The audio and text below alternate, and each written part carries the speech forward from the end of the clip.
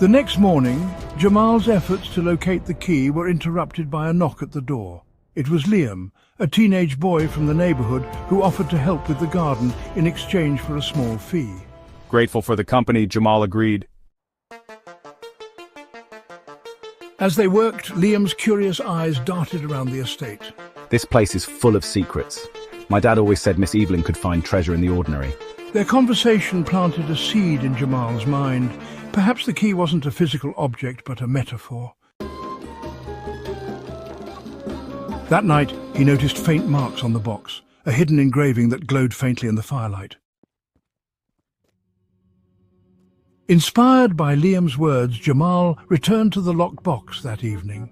He held it in his hands, reflecting on what he had learned so far. His great-aunt's journal spoke of gratitude and faith, of seeing abundance in everyday life.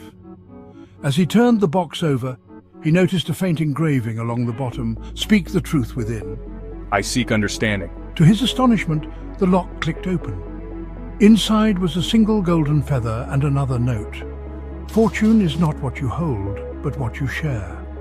The winds of fortune blow strongest for those who uplift others." From the shadows, a figure moved, watching Jamal's reaction before disappearing into the night.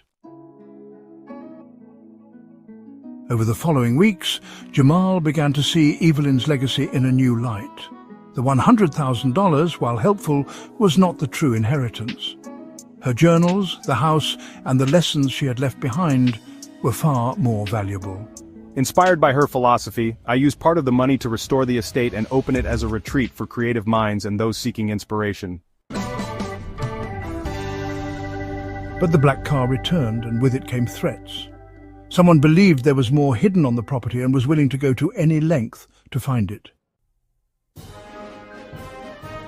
Late one evening, Jamal received a cryptic letter slipped under the estate's door. It read, Evelyn's secrets run deeper than you know. Trust no one. The handwriting was unfamiliar, but the warning chilled him. As Jamal stared at the letter, a sense of urgency swept over him. Evelyn's journals hinted at more to uncover, and now it seemed someone else was determined to uncover it first. The estate creaked ominously that night. Jamal locked every door and window, though he couldn't shake the feeling of unseen eyes watching him. The next morning, a man in a sharp suit arrived at the estate. He introduced himself as Victor Lennox, a historian interested in Evelyn's collection. I believe she possessed artifacts of significant historical value. I'd like to catalogue them for posterity.